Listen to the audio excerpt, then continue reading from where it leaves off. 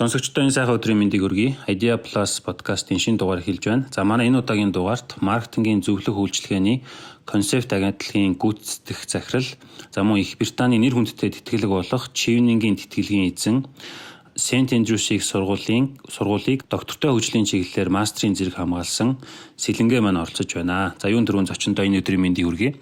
Манай урилгыг хүлээн авсан маш баярлалаа. Сайн байцгаана уу? Урьж оролцож чад маш их баярлалаа. Өөрийнхөө одоо мэдлэг туршлагаасаа багч гисэн хүмүүс хэрэгтэй хуваалцна гэж найдаж байна.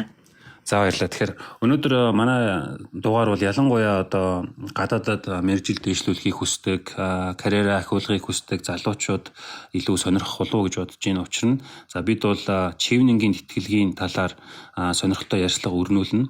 За Сэлэнгэ маань өөрөө энэ тэтгэлэг тэнцээд сураад ирсэн учраас яг одоо дотор нь ямар байдаг, хувийн туршлага нь, бодтой туршлага нь юу байдаг гэдэг талаар бол сонирхолтой яриа өрнүүлнэ. За тухайлах юм бол Chevening-ийн тэтгэлэг тэнцсэн хүн бол Монгол мөнгөөр за 150-аас 200 сая төгрөгийн одоо ийм боловсролтой хөрөнгө оруулнаа. Ийм боломж одоо өөрт нь бол тэтгэлэг тэнцсэн хүмүүст бол гардаг. Энэ утгаараа бол маш чухал гэдгийг бол онцолж хэлмээр байна.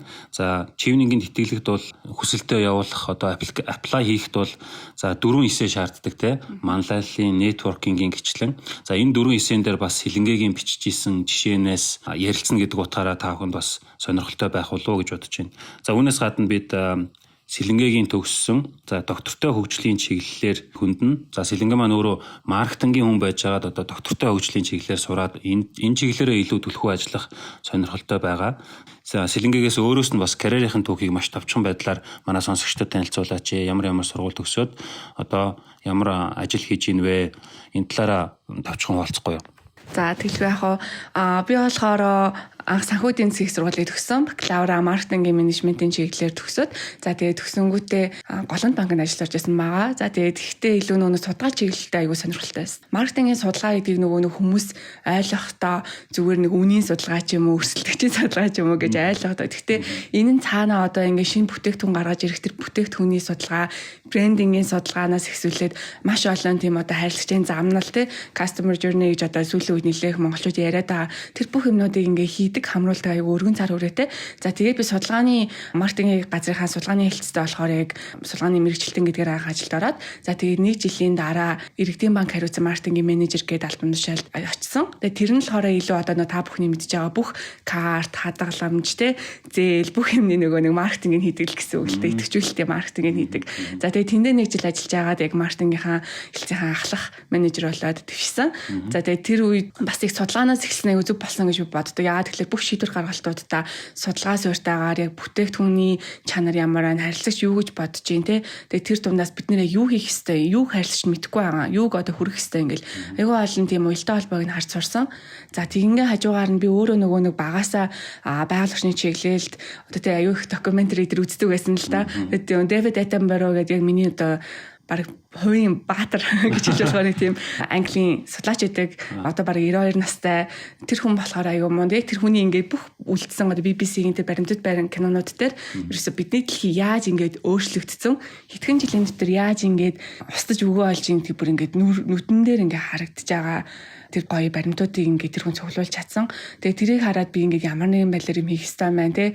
Би одоо ингээд яг геологоор төгсөөгүй ч гэсэн би ингээд хувийн хувьд ч гэсэн ямар нэг юм хийх ёстой гэл 10 жилээс эхлүүл янз бүр юм хийдэг байсан л да. Тэгээ голомтод байхдаа ч гэсэн энийг ерөөсөй орхиогүй сайн дураараа одоо нөгөө нэг анх хоёр найстайгаа нэлээд ногоон баг гээд бидэд байгуулад жижигхэн төслийн юм бичээд 200-300 мянган төгрөгийн санхүүжилт аваад ингээд 0 ингээд усаа татаараа ингээд тэгээрээ гэл юм наагаал стикерээр наагаал жижигхэн юмнууд хийчихсэн. Тэгээд яг банк гэдэг утгаараа илүү нөгөө доктортой санхүүжилт гээд тэг одоо хүмүүс яриад байгаа сүүлийн үед их ногоон санхүүжилтийн асуудал дээр нэлээд анхаарч ирсэн манай CEO ч гэсэн.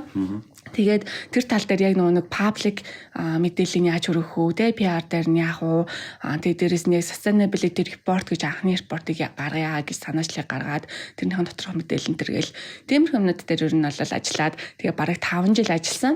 Яг 5 жил ажиллаа. Тэгээд Chevening тэнцээд тэгээд яг яг анхны сургууль ингээд нөгөө нэг хөхтөө бас нэлээд айцтайсан. Яа тэгэхээр айгу топ сургуулиудын нэг Шотландын анхны сургууль 1413 онд байгуулагдсан сургууль. Тэгээд миний нөгөө нэг бакалаврын мэргэжил шал өөр маркетинг. Тэгснэ одоо ингээд шууд доктортой хөгжлөөр сурна гэхээр жоохон таарахгүй юм шиг санагдаад нэлээд айцтайсан. Тэгтээ тэнцэн. Тэгээд сургуультаа ороод төгсөөд ирсэн. Ингээд им карьерийн замталтай хүн байна. За маш баярлалаа. Тэгэхээр хоёул яг ярьсан одоо сэдвийн дагуу ярьслаа эхлүүлье. Одоо чивнингийн тэтгэлгийн талаар за энэ тэтгэлгүүдийг сонирхдаг залуучууд бол ерөнхий мэдээллийг мэднэ гэж ойлгож байгаа. Интернетээр угаасаа байж байгаа. Ямар шалгууртай за тэгээд ерөнхий зарчмууд нь угаасаа байж идэг учраас хоёулаа нэлээд наривчлалтай ярих гэж бодож байна. За чивнингийн тэтгэлэг дээр төрүүд урдсан за та ингээд боловсролдоо 150-аас 200 саяын хөрөнгө оруулалтыг Их Британий засгийн газраас л авч байгаа гэсэн үг шүү дээ. Тодорхой шалгууруудыг хангаад за тэгээд ингээд явахын тулд мэдээж өөрийгөө илэрхийлсэн 4-9 бичдэг. За манлайлал, нэтворкинг нөгөө хоёр нь юу лээ? Англид суралцах тухай тэгээд карьер төлөвлөгөө. За энэ яг 4-9-ний тухай сэлэнгээ өөрөө бичээ тэгээд яг тэнцсэн учраас энэ бол сонсогчд маань нэлээд сонирхолтой байх болов уу гэж бодож байна. Хоёлоо тэгвэл манлайлалын эсээгээс эхлэх үү. За манлайлалын эсэн дээр чи ер нь юу онцлов те хүн заавал нэг тийм өндөр албан тушаал байж иж манлайлах албагүй те одоо байгаа албан тушаал одоо хийж байгаа зүйл одоо сонирхож байгаа зүйл дээр хүн манлайлал үзүүлж болно. Тэгэхээр яг чиний манлайлалын эсэний талаар сонсомоор байна. Манлайлалын эсэн дээр болохоор миний хувьд болохоор яг ингээд позишн дээрээсээ манлайлал үзүүлснээс гадна яг өөрийнхөө хувийн хувьд яаж манлайлал үзүүлсэн бэ гэдгийг илүү онцолж бичсэн. Хүмүүс нөгөө нэг манлайлал гэхээр заавал ингээд захирлээсэн 20-30% удирдахжсэн те. Одоо ингээд тэр хүмүүсээс тэгсэн гэхээсээ илүүтэйгээр яг тэр байгаа орчиндөө яаж өөрчлөлт авчирсан бэ гэдэг нь айгүй чухал.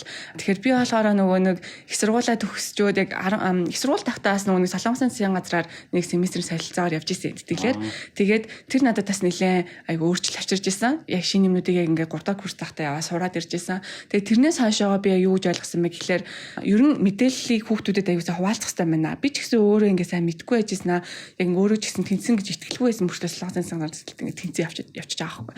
Тэгэхээр төгсөөл би голомтод анх ажилд орсноо л санхүү дээр очингуудаа нөө багш нарынхаа одоо хичээл орж байгаа оюутнуудаа хичээл заадаг байсан. Хичээлж явах те зүгээр мэрэгчлээ яаж зөв сонгох уу? Тэ яг дадлага хийх нь яг ямар ач холбогдолтой юм зүгээр нэг таньдаг хүнийхэн газар очиод бөглүүлээд авах биш. Чи дадлага хийснээр ирээдүйн ажлын байраа зүг сонгох хэрэгтэй. Тэгэхгүй болохоор ингээд анханасаа буруу ажилд орчоор яг үндэ амар харамсмаар жишээнүүд амар их байдаг. Жишээлх юм бол одоо ингээд нөгөө нэг өсөж дэвчих боломжгүй 5 жил яг нэг позишн дээр байждаг ч юм таних хүмүүс байна л да.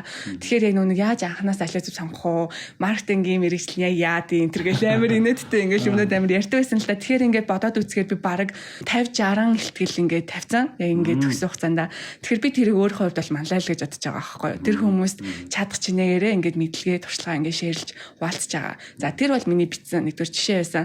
Тэгээд энэ манлайлал дээр хамгийн гол нь үр дүн бичих хэрэгтэй. Тэгэхээр яг ингээд би манлайлал одоо үзүүллээ гэлтэй хүмүүсийн ярьлаа гэхэд тэр хүмүүс дараа нь надад аягүй холбогддог. Доотлын курсын хүмүүс яах вэ их хөөслөнгөө гэж ийм ажилд орох үнгүүд хүү гэд. Тэнгүү тэр дундаас аягүй ол амжилттай ингээд явж байгаа хүмүүс байна. Тэр нь миний хувьд ингээд үр дүн болчихж байгаа байхгүй юу? Миний зөвлөгөөгөөр ингэсэн тэгсэн шүү би ингээд солилцсон шүү гэл аягүй хөөрхөн юм үр дүнгээ үзүүлдэг. Тэгэхээр би тэрийг бол өөрөө нийгэмд үзүүлж байгаа манлайлал гэдэг утгаараа бичсэн. За хоёрдугаар гэх юм бол түрүү ярьсан нөгөө нэг ногоон баг гэд ярьжсэн шүү дээ. Тэгэхээр тэрэн дээр бид нар манай тэр баг сүултээ ингээд яг хөө нийтээрээ ингээд сонирхолтой хүмүүс нийтээд баг 13-аа болсон яг намайг гарахын өмнөхөө тэгээд бид идчихэм санамын хийн. Гэхдээ тэр нь зөвхөн дотооддоо л та. Ингээ нөгөө нэг юу болж гин. Тэг илүү нөгөө нэг байгалийн чиглэлээ одоо нөгөө санхүүжилт рүүгээ чиглэсэн тиймэрхүү мэдээлэл өгөх юмнууд хийдэг байсан. Тэгээд тэр нь болохоор бас ингээд голланд банкны ингээд нийт 7500 хүнд ингээд бас хүргэж байгаа мэдээлэл хүргэж байгаа тэр бол бас манлайлал хэлбэр мөн гэж бодсон. Тэгээд тэр жишээнүүдийг бол илүү төлхөө оруулж бичсэн. Тэгээд миний хувьд бол яг гол 2 жишээ гэсэн. Тийм, 2 жишээ бичсэн. Ер нь бол нэгээс 2 жишээ байхад бол хангалттай. Хит олон жишээ бас бичгээр ингээд нэ төөрөгдчихдөг.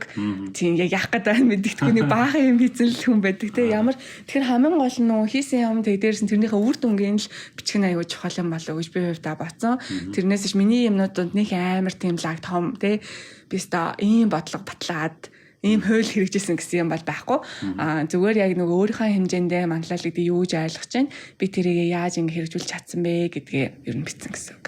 Тэгэхээр манлайллыг бол одоо жишээ нь цаад шивнингийн шалгуурыг уншиж байхад энэ хэсгээр юу харах гэдэг юм бэ гэхээр leadership potential буюу одоо манлайллын потенциал те ирээдүйд үнэхээр лидер болох тэр боломж нөөц байна уу гэдгийг л одоо зарим нэг ихний жишээгээр харах гэдэг учраас заавал одоо амар захирал болцсон тий. Үнэхээр одоо лидер болоод үнэхээр одоо улс үндэсний хэмжээнд тийм нөлөөлөхүйц том ажил хийцэн байх бас шаардлагагүй. Тэгэхээр ирээдүйд одоо манлайлагч болж төрөн гарах тэр боломжийг илүү хардсан болов уу гэж харсан.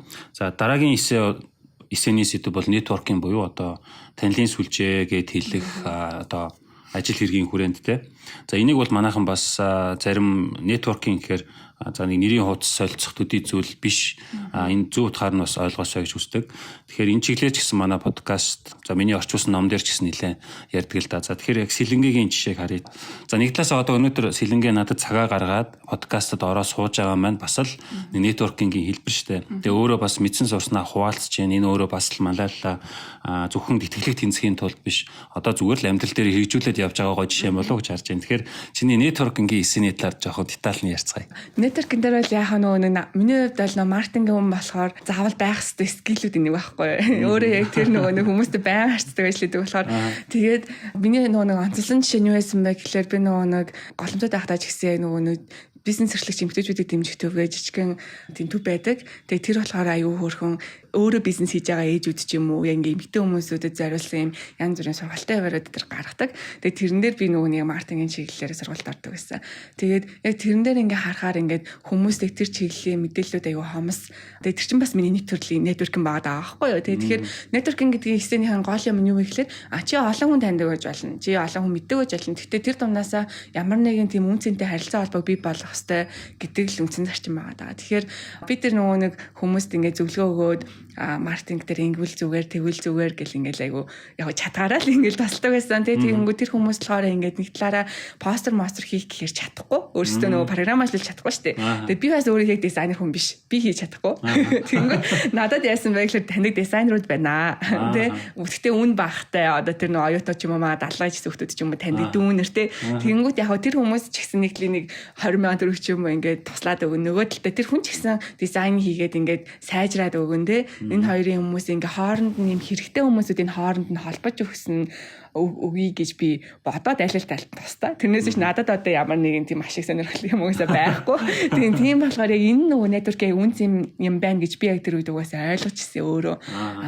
Яг ингэх хэвээр байж тээ. Ер нь тэгвэл би ганцаараа олон хүн таньд яах вэ? Угаасаа яах чи тэгэж одоо тэгээд би нөгөө нэг яг тэр хүмүүст ингээд туслаад ингэдэгсэн. Тэгэхээр ингээд networking-гоо би ингээд ямар салбарт яаж одоо тэлж чадчих. Тэгээд тэр чинээгээрээ бусад тэр юмны одоо юм хэрэгцээтэй байгаа хүмүүстэй ингээд шаардлагатай хүмүүсүүд нь холбож өгөх нь амар чухал юм байна гэж бодоод тэгээд тэр жишээг би илүү төлөхөө битсэн. Тэгээд яг тэрний амжилттай хэрэгцсэн жишээг ер нь л харсан. Networking дээр чи одоо нэг жишээ бичсэн гэсэн үг одоо хоёр жишээ байх юм уу? Ер нь одоо хүмүүс магадгүй олон жишээ байж магадгүй шүү дээ. Энэ дээр зөвлөж. Яг хэд ч болно. Би бол гэхдээ энэ жишээн дээр нэг л жишээ бичсэн. Нөгөөх нь бол яг нэг төрөө хэлсэнчлэн маркетингийн хувьд бол би бол ингээд networking skillтэй гэж бодож байна гэд өөрийгөө ингээд баталчихж байгаа байхгүй. Тэгээд угаасаа л ингээд би ч голондод байхдаа зүгээр ингээд том дарганараас ихсүүлээ салбарын ажилтнанд хүртэл ингээд сургалтаараа яадаг та ингээд яадаг. Тэгэхээр бүх левлийн хүмүүстэй ингээд networking хийх чадвартай гэж би өөрийгөө бодож ин гэж оруулж өгсөн. Тэгээд яг нөгөө нэг тодорхой жишээ гэх юм бол яг саяны жишээ бичсэн. Яг хүмүүсээ нөгөө туршлага их болоод байхтсмаа ингээд ажиллан жил их болоод байхтсмаа бичих юм бүр амар их болчихдээ шүү дээ.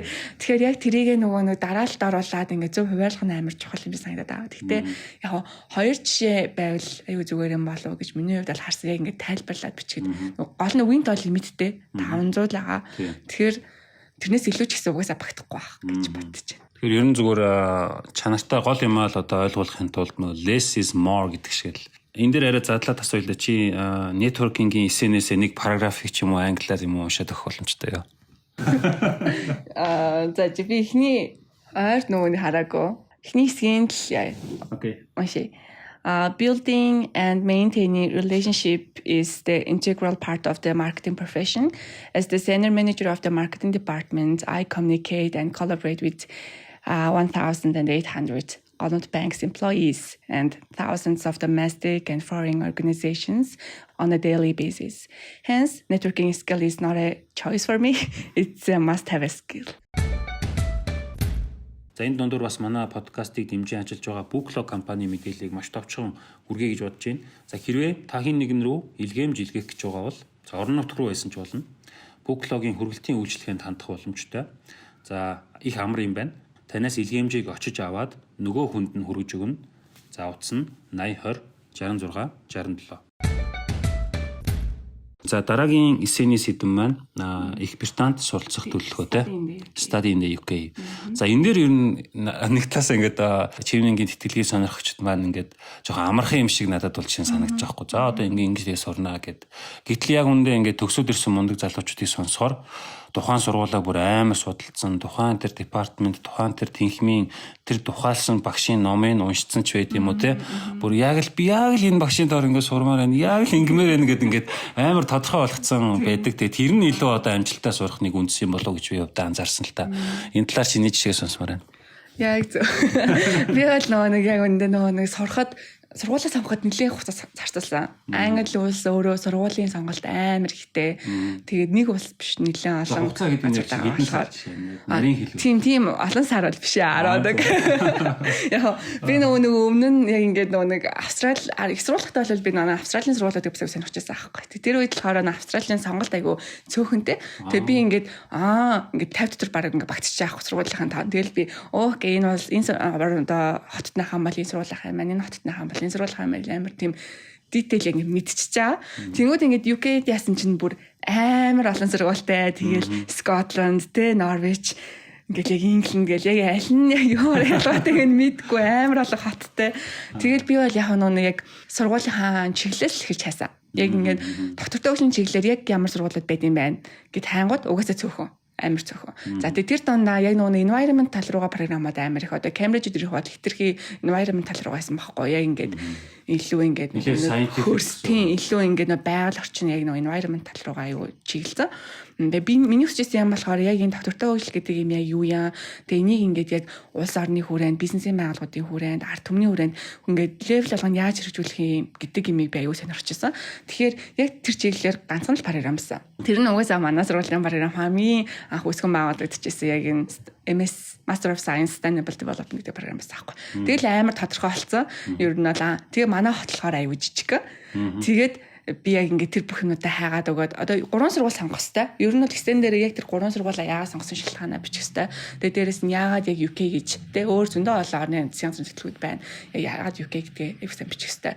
Тэгэхээр ерөөхдөө бол хүн болгоны зорилго өөр. Тэгэхээр магадгүй яг чиний ингээд чиглэлээр одоо миний чиглэлээр бол чинь хамгийн угаасаа шилдэг газар бол UK байсан. Тэгээ дээрэс нь яг нөө net zero гэдэг агчттай одоо ингээд carbon emission 0 болгоно гэдэг газрууд дундаас хамгийн их ингээд амлалт өгсөн хамгийн их тэр юмдаа хүрээ явж байгаа газар бол яалтч юу UK. Тэр дондоо Scotland бол бүр номер 1-т байсан. Тэгээд манай хотын яг нөгөө өөрөө ногоон хот гэдэг нэртэй. Тэгээд нөгөө нэг яг юм жижиг хотолтой ер нь бол яг ингээд сургуулаа зориулагдсан хот. Тэгээд нөгөө гольф дээр анх үүссэн газар ахгүй. Тэгэхээр ингээд нэлээд шал өөр төвшний газар байсан. Тэгээд тэндээс би ингээд яг нөгөө бодиттой жишээнүүдийг харж болох юм болоо гэж бацсан. Яа тэгэхээр яг яаж нарны эрчим хүчийг тэр хүмүүс аваад тэгээд тав болгоод одоо доор модаа бид нар өөрсдөө ингэж яадаг байхгүй юу? Цахилгааны хангадаг гэдэг шиг яг яаж ингэж яана гэдэг юм ингээд бодтоор ингээд харах нь надад аягүй чухал. Тэгэхээр би бол яалтч үеийн сургууль бол энэ програм бол угаасаа миний хувьд амар нэг choice гэдэгтээ баттгэлтэйсэн болохоор 500 өгнийхөө одоо ингээд параграфа хуваарлах юм бол дийлэн хэсгийг эхний сонголтынхаа тухай бицсэн гэсэн үг. Тэгэхээр яг энэ ийм болохоор манай сургууль яг ийм юм байд юм байна. Энэ програм нь угаасаа л англид манай сургууль ганцхан байд юм байна. Дээрээс нь ногоон хот юм байна. Тэгэхээр би яг бодтой талаас начунаас ингээ хармаар байна. Өөрөө амьдарч үзмээр байна те. Тэгэхээр тийм болохоор ингэж байна гэдэг юм бицсэн. Тэгээ манай сургууль өөрөө яг тэр талаар айгүй их олон нүүб мөвтэй хамтарсан ингээ айгүй их юм хийдэг. Тэгээ тэр мөр нь надад илүү онцлог гэсэн.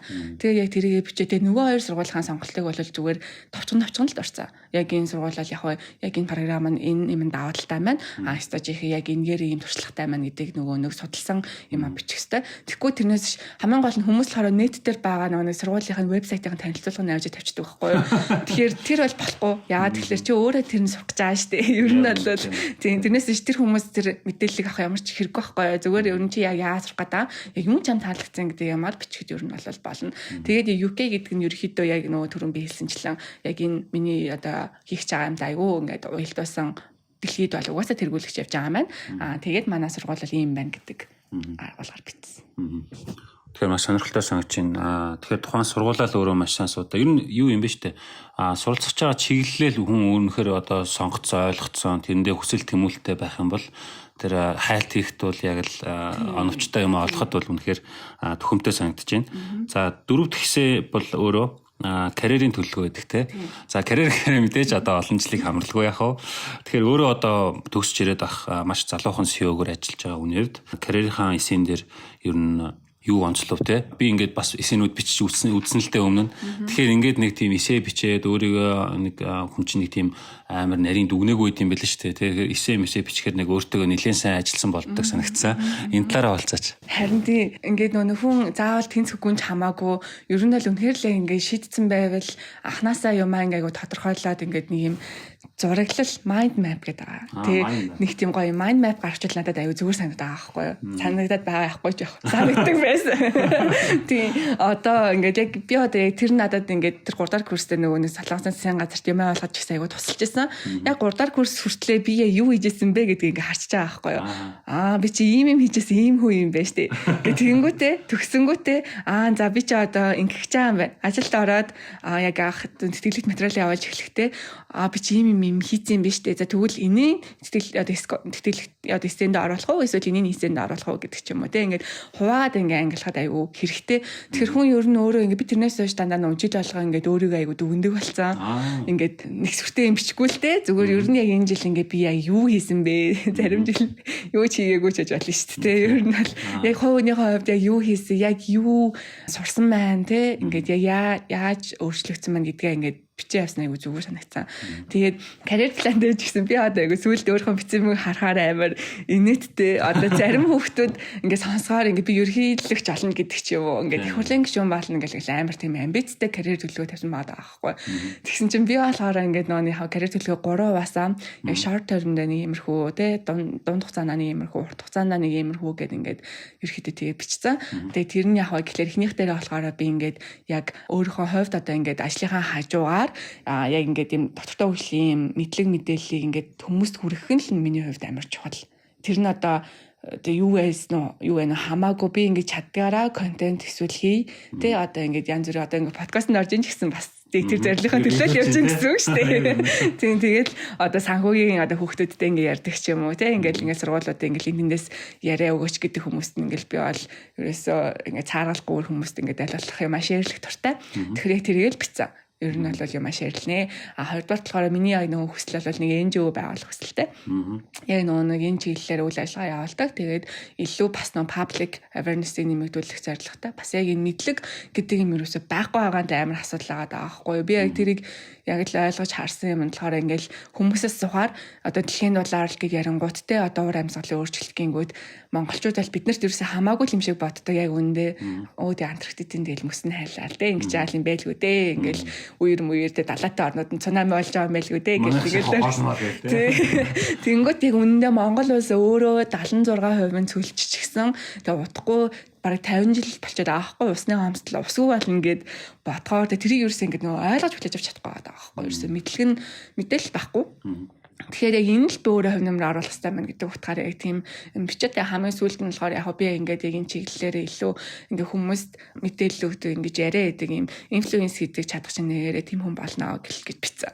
Тэрнээс иш ерөөсөө би тийм лаг одоо тийм хүн болно гэж бол ерөөсөө бичээг. Тэгэхээр яг л өөрийнхөө хүсэж байгаа тэр энгийн зүйлийг бичсэн ч тэнцэтгэл юм байна. Гэхдээ ингээ ногоо хөгжлийг ярихаар ингээд хүмүүс ихэнх нь амар өргөн сэдв одоо улс орны бодлогын төвшний гэдэг ойлгох юм шиг. Гэхдээ тийм бодлогыг одоо батлаад хэрэгжүүлэх байх. Нөгөө талаас хувь хүн бид нэр жижиг юм дээр ч гэсэн харах хэрэгтэй санагдсан. Жишээ нь одоо бид гэртээ ингээ гараа ууж ингээд угаалтуурын ус ингээд амар л их ус гоожод байгаа байхгүй. Би нэг онгоцонд сухаар нэг ингээд дараад нэг жоохон гоожол болчиход тэг амар хэмнэлттэй байдаг штэ. Бараг гэртээ тийм тавьдсан ч гэсэн одоо би яг хувь хүн өөрөө тэр усаа хэмнэх айгу том бодтой алхам юм болов гэж боддог. Одоо 0-ийн бочкийн төртөл ингээд бас жоохон тоосох шиг юм бас хийцээ. Энэ мэтчлэн зүгээр жишээ бас хэлмээр санагдаж байна. Тэгээд сая бид 2-4-9-ийг ерөөдөө сэлэнгээгийн жишээн дээр ярьлаа. Нэмээд товчхон дуртахад түрүү 150-аас 200 саяын одоо хөрөнгө оруулалтыг одоо боловсролдоо ийм хөрөнгө оруулалт хийнэ тий чивнийг тэнцснээрээ. За ингээд задлаад харах юм бол сайтн дээрээс нь би товчхон дурдъя. Сургалтын төлбөр, сар бүрийн стипенд, тээврийн зардал буюу одоо онгоцны тийзтэй онгоцны билет Arrival Elevens буюу очиход нэг мөнгө үүд юм байна те. За тэр нь одоо яадаг мөнгө юм бэ? Зүгээр яхаа нөгөө төвхнөд зориулдаг гэх юм уу. Тийм. Одоо юм аваад одоо тэр зургийн хэрэглээг ингээд төвхнөхөд л зориулсан. Ямар айтах юм. За тэгээ Homeward Departure Allowance гэх явахад бас нэг тийм нэг зардал өгд юм байна. За визний нэг удаагийн зардал, Travel Grant буюу одоо Их Британд болдог чивнингийн тэтгэлийн хүрээнд зохион байгуулагддаг арга хэмжээнүүдэд оролцоход бас нэг мөнгө олох юм байна те. Тэрнийх нь нөгөө нэг замын зарлалын одоо дадаг гэсэн үг. Одоо энэ тэнд байгаа хүмүүс нэг газар цуглаж байгаа шүү дээ. Тэгэхээр тэр хоол байгаа хүний одоо трейни ч юм уу те. Тэр зарлалууд эдэлдэг. Йоо инхээр ч бүр даварж байгаа юм шиг ямар ч олон гой зардлаад одоо Их Британий татвар төлөгчдийн мөнгөөр төлүүлээд байгаа юм те. Тэгэхээр энэ үнэхээр тэнцээд ингээд суралцах юм бол үнэхээр сайхан санагдаж байна. За дараагийн сэдвүүргөө орё хоёлоо. Сэлэнгээгийн хувьд бол өөрөө маркетингийн хүн байж байгаад доктортой хөгжлийн чиглэлээр сураад одоо өшөө илийн энийгээрээ төвлөрч ажиллах юм зорилготой төлөвлөгөөтэй явж байгаа хүн. Маркетинг дээр одоо сайн маркетер бол ингээд сэтгэл зүй ярьдаг. Тэрнээс юм маркетингийн тренд брэнд ярьдаг байл гэдэг шүү дээ тий. Тэгээ ингээд маркетинг суурьтай хүн одоо доктортой хөгжлөөр ороод ирэхээр ер нь чиний давуу тал нь юу юм шиг санагдаж байна? Давуу тал нь сул талтай. Мэдээч эхлээд нөгөө нэг яг надад суралцаад эхлэхэд болохоор амар хүндрэлтэй байсан. Яг нэг жилийн хугацааны дээр сурах хугацаа бол надад бол амар том чаленж байсан.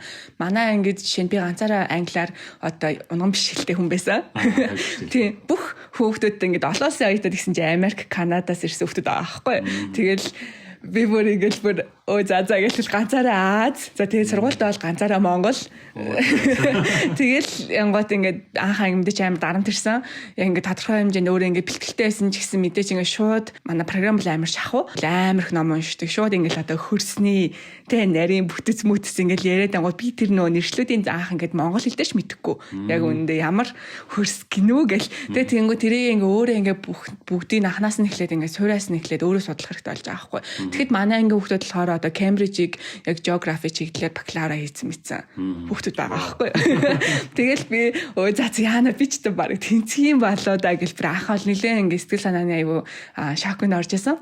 Тэгээд мэдээж хичээсэн. Тэгээд суралцаад явах хугацаанд болохоор би хүүхдүүд ямар ингээд өөр үзэл бодолтой diverse тэгээд амар ухаантай мундаг хүүхдүүд байдсан байна гэж нэлээд хэм сурсан. Яг ингээ мэрэгжлийн чиглэлээсээ илүүтэйгээр бас ингээ тав хүмүүсийнх нь ингээ хандлага тий яг ингээ нийгмийг ингээ харж байгаа үнцөг одоо хөгжиж буй орн гэж ярьдэн штэ хөгжингөө орн хөгжиж буй орн гэдэг төртөл амар тийм критикл хандж байгаа байхгүй. Яг юугаар нь ингэж хэлж байгаа гэл ингээл айгу өөр шал өөр майндсеттэй тийм хүмүүс байдсан байна. Тэр хүмүүсээс аль би ангийнхнаасаа бар нэлээ хэм сурсан гэж бас бодож байна. Яг тэгээд маркетингийн хувьд бол яг надад хамгийн давуу талтай байсан юм юу вэ гэхлээр Монголд тэр асуудал бас байгаа харагдаад та. Дэлхийд ч бүр байгаа. Юу вэ гэхлээр чихэн бас судлаач нар байна. Амар мондөг судлаачид яг нөө байгаль орчингийн те. Яг юу болохгүй байна. Яг хэдэн жилийн дараа бид нэг гээд шүү гэсэн нэг тийм юм мэдж байгаа хүмүүс байгаа да. Гэтэ тэд нар нийтэд яаж хэлхээ мэддгүү. Мэдээл хүрэж чадахгүй. Нөгөө талд нь бодлоо тодорхойлогч одоо те том хүмүүс байна. Тэнгүү тэд нар яг юу болоод байгаагаа мэдэхгүй. Гэтэ ингээ нэг бодлого тодорхойлох гээд байдаг тий. Тэнгүүд нөгөө эрдэмтэд тэр хүмүүст ойлголцохоор яг ингээ бүрэн ойлголцож чаддггүй. Дунд нь яг юу болоод байгаа. Тэгвэл яг яаж энийг шийдээд паблик ямар бодлого хэрэгжүүлээд хувийн секторыг энд юу хэрэгжүүлэх ёстой юм. Улс юу хэрэгжүүлэх ёстой гэж юмаа ингээ ангилж хуваагаад тэрийгэ бодлого болгоо тэрийг хэрэгжүүл гэхээр тэр дунд дандаа ингээ гэп үүсдэг. Ер нь л зүрх үүсдэг. Тийм болохоор одоо дэлхийд ч гэсэн яг нөгөө нэг sustainability consultant-ийн position бол амар их байгаа. Одоо манай ангийнхан бол дандаа яг тэр чиглэлээр ингээл UK, Канада дээрт ингээл ашиг явж байгаа. Тэгэхээр яг тэрэн шиг би бол яг тэрнхийн нөгөө нэг гүүр болохыг тэр хүн юм байна гэж бодсон байхгүй. Яа тэгэхээр нөгөө маркетингийн хүн гэдэг утгаараа стаж их нөгөө сэтгэл зүй талаас нь ч мэдчихэж байгаа. Арт өмнө сэтгэл зүйг тэ ямар байна, байгууллагын одоо тэр удирдлагуудын сэтгэл зүйч гэсэн ямар ах хэвтэй, улс төрийн хүмүүс ч гэсэн ямар ах хэвтэй, тэр судлаач нар ч гэсэн ямар ах хэвтэй. Энэ чинь нэг юм экосистем болж иж дотроос нь яг нэг зөв нэг юм гарч ирэх гээд байгаа байхгүй. Тэгэхгүй тэгээ нөгөө талд нь нөгөө хүмүүсүүд нь ингэж болохгүйгээл суучдаг, нөгөө талд нь тэр хүмүүсүүд нь тэгвэл тэхгүйгээл суучдаг тий. Тэгэх юм бол ерөөсөө урагшаа явахгүй.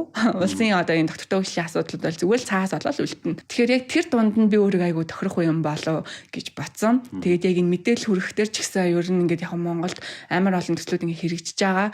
Тэгэхдээ яг ингээ хурж ийнэ гэвэл бас би сайн мэдэхгүй байна. Тэрийг нөгөө нэг сегмент гэдэг байгаа шүү дээ. Одоо нөгөө нэг хүмүүсийн нас мас хаана амьдарч байгаа ямар хүмүүс вэ? Интернетээр л юмаа явуулаад байдаг. Тэгэхдээ утасгүй, сошиал гэдгийг мэдэхгүй хүмүүс байж дээ, тий. Тэгэхээр тэр юмнуудыг ингээ яаж бүгдэнд нь жигэд ингээ тэгш юмыг хүрэх үү гэдэг ч юм уу. Тэр мөр тал дээр бол бас нэлийн би бол ажиллагаа мал илүү даваа талтай байж чадах юм болов уу гэж бодчих. Тэгэхээр Сэлэнгээс бас нэмээд асуухад чи одоо өөрөө гүйцэтгэх захирлаар ажиллаж байгаа. Залуу гүйцэтгэх захирлын хувьд одоо юунд суралцж байна те? Туршлага хоримтлуулаад явж байна. Энэ талаар бас манай сонсогчдод хуваалцаач. Манайх болохоор маркетингийн зөв төлөвлөгөө үзүүлдэг консалтинг агентлаг. Тэгээд ерөөдөө бол нөгөө нэг клиентуудаа сонсож яг тэд хэрэгцээтэй байгаа юмнуудыг санал болгохыг зорж ажиллаж байгаа. Тэгэд миний хувьд л ингээд нөгөө нэг өмнө нь бол яг бас ахлах хийгээд 7-8 хүн бас ингээд удирдаад ингээд явжсэн. Тэгэхэд яг ингээд нөгөө нэг захирал болоод ирэхээр нөгөө талдаа гарч хардсан байлээ. Яг нөгөө хүмүүсийнхаа талаар илүү хардаг гэх юм уу, яг компанийн талаар харангууд нөгөө нэг за энэ хүнд илүү ийм юм хэлэх нь зохих юм байна ч юм уу те. Энэ хүн энэ юмдээ сайн болохоор дүүр хашийн хуваарлуудыг ингэж хийх хэрэгтэй юм байна. Тэгэд хамгийн гол нь ерөөсөө л хүнийг л одоо нөгөө нэг менеж хийхтэй хүнтэй л харьцах л өөрөө хамгийн чухал тэгээд хамгийн хэцүү ажил юм байна. Хүнээр ажил хийлгэн. Хүнээр тэгээд тэр дундаа тэр хүнийгээ аль аль талын ингээд нөгөө нэг гомдоохгүйгээр хүнээ ч ихсэн аягүй сайн бодох хэрэгтэй. Тийм нөгөө servant leader гэдэг байгаа шүү дээ. Одоо сүүлийн үед яг team leader-ууд ер нь бол амар дэлхийд дахна гараад байгаа. Яг тэр нөгөө нэг би дарга гээл ингээд нөгөө нэг зайгаа одоо бариад ч юм уу чи тэгинг гээл эсвэл ингээд хүнийг бүр ингээл зааста амралт өдргүй ингээд ажлын тэгж ингээл шахаал те бүр ингээд тийм одоо нөгөө нэг коммунист одоо нөгөө нэг тогтолцооны юмнууд маань ингээд өнгөрсөн одоо манай нөгөө нэг аав ээжид чинь тэгэл мөнгө олохын төлөө хөрхий ингээл ингээл ажилтдаг байсан шүү дээ. Одоо бол хүмүүс илүү ингээд нөгөө нэг тэр хүнд юу өгч гин те тэр хүн бас удирдлагаасаа юу сурж гин ямар орчинд байгаад байна гэдэг юм аюу чухал болсон. Тэгэхээр аль болох тэр хүмүүсийг яаж зөв менеж хийх үү, хүнтэй яаж харилцаж те ойлголцох зөв ойлголцох гэдэг л юм их сорж байна да. Тэгэхээр Сэлэнгэ маань өөрөө бас голомтод 5 жил ажилласан, ахаад англи төгсөөд ирсэн, ахаад одоо ингээд ажиллаж байна. Ахаад бас сайн дурын ажлууд ингээд олон байгаа тий. Тэгэхээр хүн ер нь ингээд эргээд ботхоор за би чинь карьер хугацаанд нэг ийм гол юмнууд дээр ер нь ойлголоо шүү гэдэг юм байдаг шүү дээ. Нэг 2-3 жишээгээр ч юм уу. Ер нь карьераа хөгжүүлэхэд чиний хувьд анханасаа ер нь бодож ивэл ер нь юу чамд юу хамгийн чухал санагдаж байна? Нэг 2-3 поинтер хэлвэл. Надад бол хамгийн түрүүнд бол яг удирдлага амар чухал байсан. Дэмжтэй удирдлагатай нэг өөрөө аюу гоё байт юм билэ. Яг ингээд санаанаар гаргаад ингээд тгийгээл тэгэхэд манай нэг голомтын захирлууд бол тэг тушаад үз ингээд үз гэл амар дэмждэг. Тийм тэг тусам нь ингээд хүн гоё шин санаа гаргаад яаж илүү сайжруулах вэ? Яаж би илүү гоё юм хийх үү гэж ингээд амар боддог. Тэгээ тэр юмнийхаа ингээд үр дүнгийг хараад байхаар өөрөө бол амар урам зориг авдаг. Тэгэхээр удирдлага хүн чинь яг хин бэ? Тэрнээс яг юу сурах вэ гэдэг чинь амар чухал юм байна гэж би батсан. Тэгээд хоёрдугаар талаараа мэдээж яг өөрийнхөө passionate юм ерөөсөө орхиж болохгүй маань. Хүмүүс ингээд өдөр тутмынхаа ажилдаа нөгөө нэг дарагдаал тэгээд ингээд даалдаа гоё юм аа ингээд нөгөө химээрэдэг хизэнэ цагт хиндээ өндөр гоё кофе гоё чанар хүсдэг ч гэж байна шүү дээ. Гоё кофе шоптой болох ч хүсдэг гэж байна. Тэгээд эсвэл гоё кейк хийдэг ч юм уу те. Тиймэрхүү юмудаа ингээд нөгөө нэг ингээд марцаар агаад ингээд сүултээ тэрэндээ амар харамсах юм шиг санагдаад байхгүй надаа. Тийм болохоор яаж хийж агаад өөртөө цаг гаргах хэрэгтэй. Яаж ижаагаад ингээд зориг гаргаад ингээд цаг гаргаад юмаа ингээд дуусгаад дараагийнхаа юмдаа ингээд жоохон ч гэсэн цаг гаргаад хэрэгтэй. Тэр чинь бас нэг талаараа амар стрессийн тайлдаг гоё юм байт юм лээ. Тэгээ тэр ингээд дуртай юм чинь л чам нэрээдүүд чинь одоо хөгшин болсон ч гэсэнтэй гоё ингээд хэрэгтэй гоё юм болох юм болов гэж бодож байна. Passion буюу одоо хүний нэг хобби дуртай гоё юм байдаг штэ. Тэр ингээд тэрийг одоо шууд гол юмаа болгоол үнцэн ажлаа хаяал. Гэхдээ тэр нэг орлого олохгүй байж болно те. Тийм учраас тэр passion буюу дуртай зүйлээ одоо заавал гол ажил болохгүйгээр ингээ ямар нэг байдлаар хийгээ явж итэл хөгжөөд бизнес болчих юм билүү те. Тэгэхээр тэрэн дээр хүн аягүй тийм гоё ялгаас салгаад явж их юм бол за тэгэл амжилт гэдэг чинь амжуулахын нэр юм чинь тэгэл аль алийг ингээл аваа явчихвал өөрийгөө хөгжүүлэх тал дээр нэлээ амьдралаас бас авах тэр гоё мэдрэмжүүд авах тэр нэлээ хэрэгтэй санагцсан. За манай подкастыг бизнес эрхлэхийг сонирхдог маш олон хүн сонсдог гэдэг утгаараа бас хэрэгтэй мэдээллийг дамжуулъя гэж бодож байна. За өнөө үед бол замын төгжрөл гэх олон шалтгаанаар бараа хүргэлтийг өөрөө хийхэд бол хүндрэлтэй. За тийм учраас мэргэжлийн компаниар өртөг зардал багтаа шийдэх боломж бол аль хэдийн гарсан.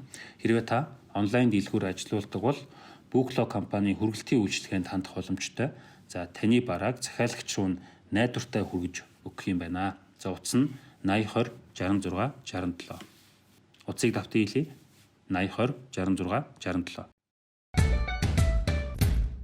За тэгэхээр мэдээж чивнийгийн тэтгэлэг ярихаар мэдээж хэлний шалгуур чухал байдаг те. За сургуулиудын шалгуурыг харахаар нэг IELTS-ийн 6.5 болон түүнээс дээш оноотой байхыг шаарддаг. Тэгэхээр сэлэнгээгийн үед ер нь англи хэлийг яаж сурав те тусгайлан одоо ингээл хэлтэй сургууль суруу зүгээр өөрөө явцын дунд 10 жилдээ ингээд яриа сурчуу одоо яг орчинд нь очихоор ч гэсэн бас нэлээд чаленж юм байсан гэж хэлжсэн. IELTS дээр бас нууц биш бол хэдэн оноо авч ирсэн бэ? Би ч нөгөө зүгээр л 10 жилийн яг нөгөө энгийн улсын сургуулийн сурагч байсан. Тэгээд тийм сүртэй англи хэлний сургуультай амжаамжаанд л ерөөсөө явж байгаагүй. Тэгээд яг өөрөө л сурсан гэх юм уу. Тэгээд их сургууль ороход бол бас нэлээд нөгөө бас сайн сургуулиас одоо тэл орчлон ирсэн лаг англи хэлтэй хүмүүс бас байгаа штэ. Тэгээд тэрийг хараалаа ер нь л одоо англи жоохон сайжруулъя тий IELTS өгье гэж бас бацсан. Тэгээд нэлээд нөгөө тэр үед болохоор бид нар чинь илүү бизнесийн англи хэл тал руугаа үздэг байсан байхгүй юу? Яг нөгөө мэрэгжлийн тал руугаа. Тэгээд тэр үедээ зүгээр байж ийснаа би нөгөө Солонгосын нөгөө тэтгэлэгт материал өгөх гээд тэгсэн чинь бас нөгөө TOEFL юм IELTS-аа шаардж байгаа байхгүй юу. Тэгээд би ерөөсөө үуч амжаагүй яг үндэ нөгөө ерөөсөө тэгээд амар дедлайн амт тулцсан. Тэгээд би нөгөө ингээд би амжихгүй байна надад хугацаа авахгүй байна гэд материал явуулсан байхгүй юу. Тэгээ одоо өгөөгүй байна гэд.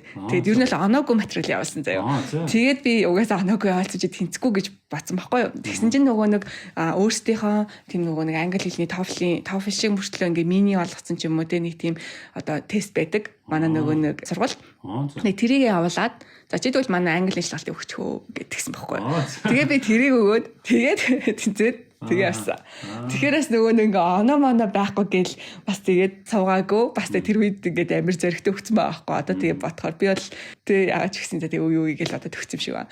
Тэгээд би яваад тэгээд тэр нөгөө тэн манай сургууль угаасаа нөгөө Солонгос ч гэсэн international school-с аахгүй юу. Тэгэхээр англи хичээл үздэг. Тэнд бол яг нэг семестр сурсан ч гэсэн англи хэл бол нэлээд сайжирсан.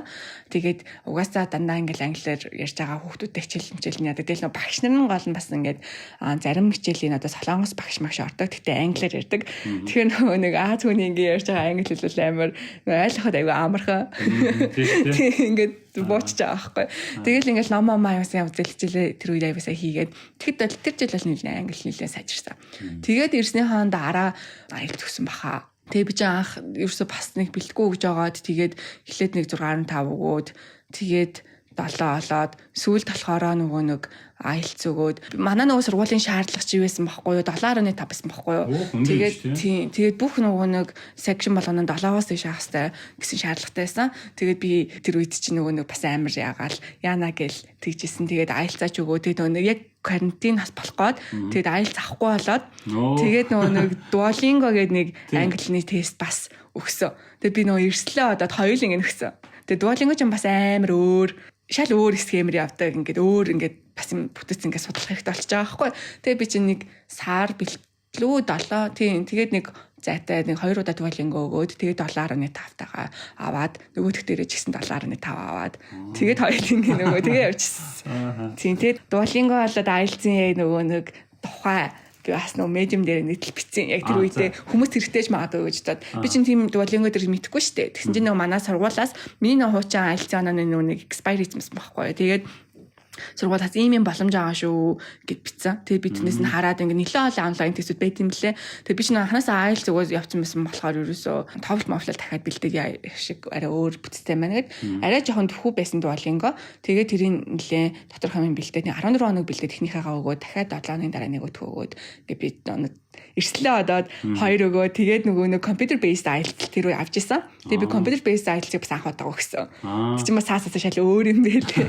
Тэгээд би ингээд өгөөд яг онооны 1-7 хоногийн ингээд эцэдхэн гараад хоёул ижлэх оноо гараад өгөөсөн. Тэгэл хоёул ингээд явуулаад. Чи сургуультайгаа харилцаад одоо чамайг хинцгээс өмнө бас Duolingo-гийн оноог бид нараас хүлээн зөвшөөрдгөө гэж чанд мэдээлэл өгсөн гэсэн үг үү? Тэр үед болохоор нөгөө яг ковид гарсан байсан болохоор угаасаа нөгөө нэг анги тахимд IELTS TOEFL авахгүй байсан байхгүй юу. Тэр нөгөө computer based IELTS-ийг зөвхөн авдаг. Яг computer based test одоо TOEFL гэж болно, IELTS гэж болно. Тэгээд бас Duolingo тэгээд бас нэг өөр нэг онлайнаас нэг сайт байсан. Тэгээд эднээс ингээд бас өгч болно шүү гэд надад хуцаа өгсөн байхгүй. Тэгэхээр бас Duolingo сонирхолтой юм байна. Давхар өгчүүл бас яаж мэдэх вэ?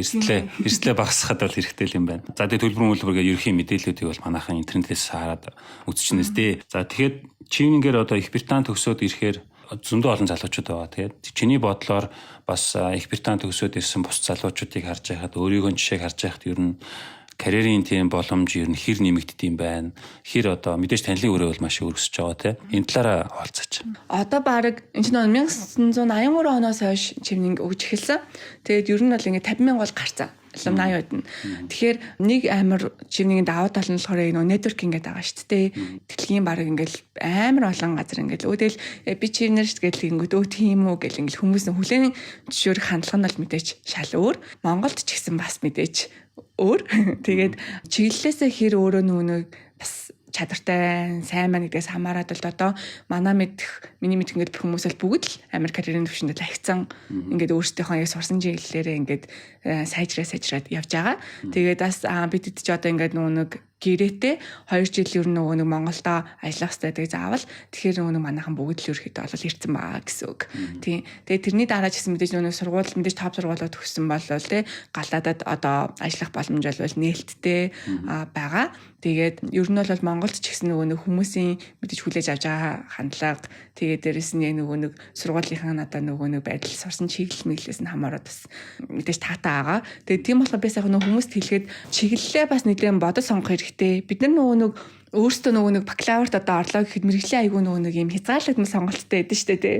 Санхүү ч юм уу тий энэ яг маркетинг гэлтэй бизнес гэл.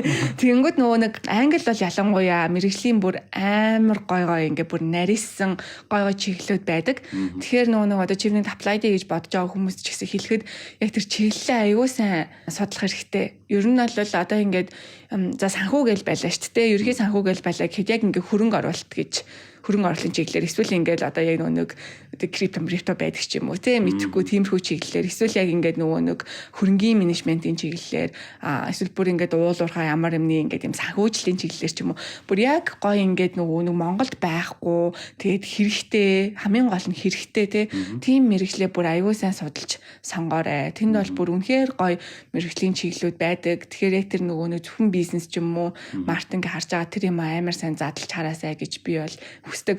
Хүмүүс тэрийг ч аюул сайн хэлхийж чийдэг.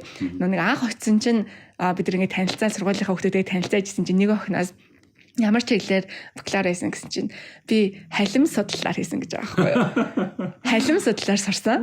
Тэгээд үндснийхээ музейд тайлбарлагч хийдэг гэсэн гэж аахгүй халим одоо тэр нэг адныхаа чиглэлээр ингэ тайлбарлаж тэрийгээ бүр ингэ амар гой бахархалтай хэлж аахгүй би ингэ үндснийхээ музейд тайлбарлагч хийдэг гэсэн гэл тэгэнгүүт ингэ тэр хүн ингэ өөрөө ингэ тэ ямар гой ингэ хийж байгаа ажлаар ингэ бахархаа дуртай гэдэг ингэ хараа тэгэнгүүт одоо манай сургуульд нэг далай судлал марин гэдэг нэг стадис гэдэг тэргээр сурч исэн.